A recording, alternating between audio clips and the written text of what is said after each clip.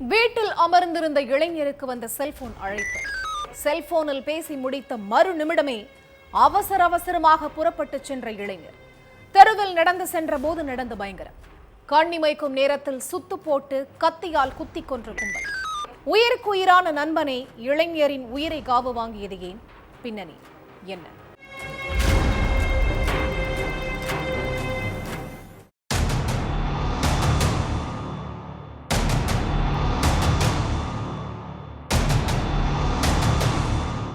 Friend கூப்பிட்டான்னு night 11 மணிக்கு வெளியே போன இளைஞரை ஒரு கும்பல் சுத்து போட்டு கத்தியால குத்தி கொண்ட சம்பவம் அந்த கிராமத்தையே பதற வச்சிருக்கு. கிருஷ்ணகிரி ஒசூர் பக்கத்துல உள்ள குந்துமாரணப்பள்ளி அப்படிங்கிற பகுதியைச் சேர்ந்தவர் 31 வயசான குரு பிரசாத். ரியல் எஸ்டேட் வேலை பார்த்துட்டு இருந்த குரு பிரசாதும் மேற்கலகவனூர் கிராமத்தை சேர்ந்த பாபுவும் க்ளோஸ் ஃப்ரெண்ட்ஸ்.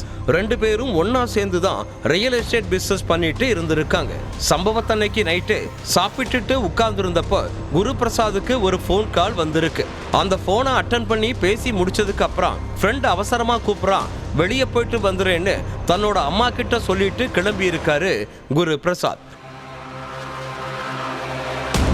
நைட்டு 11 மணிக்கு மேல போன் பண்ணி கூப்பிட்ட நண்பன் கூட பேசிட்டே ஏரியாவில் நடந்து போயிட்டு இருந்திருக்காரு. அப்ப தூரத்துல இருந்து யாரோ கூப்பிடுற சத்தம் கேட்டிருக்கு. யாரு என்னன்னு திரும்பி பார்த்தப்ப 2 வீலர்ல 2 பேர் கையை காட்டிட்டே குரு பிரசாத நோக்கி வந்திருக்காங்க.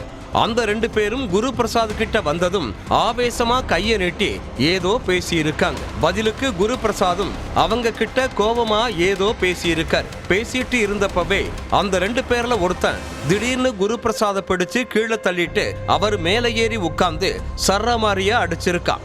அடுத்த நொடியே இருசக்கர வாகனம் கிட்ட நின்னுட்டு இருந்தவனும் குரு பிரசாத் கூட இருந்த நண்பனும் சேர்ந்து அவரை கண்மூடித்தனமா அடிச்சிருக்காங்க.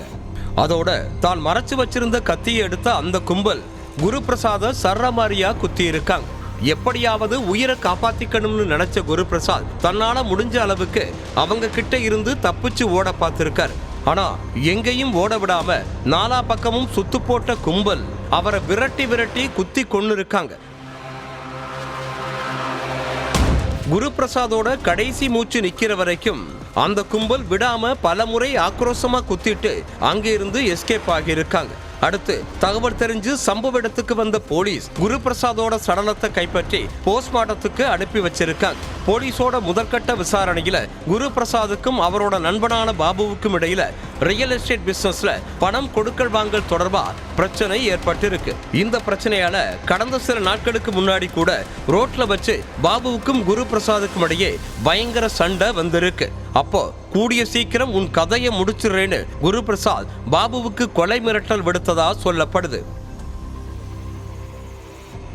குரு பிரசாத் முந்திக்கிறதுக்கு முன்னாடி நாம முந்திக்கணும்னு நினைச்சு பாபு தான் தன்னோட நண்பர்களோட சேர்ந்து குரு பிரசாத கத்தியால குத்தி கொன்னதா கிடைச்ச தகவல் அடிப்படையில தலைமறைவா இருக்கிற பாபுவை போலீஸ் தேடிட்டு இருக்காங்க. பாபுவையும் கொலைக்கு உடந்தையா இருந்த 2 பேரையும் பிடிச்சாதான் முழு விவரம் தெரிய வரும்னு காவல்துறை தரப்புல சொல்றாங்க.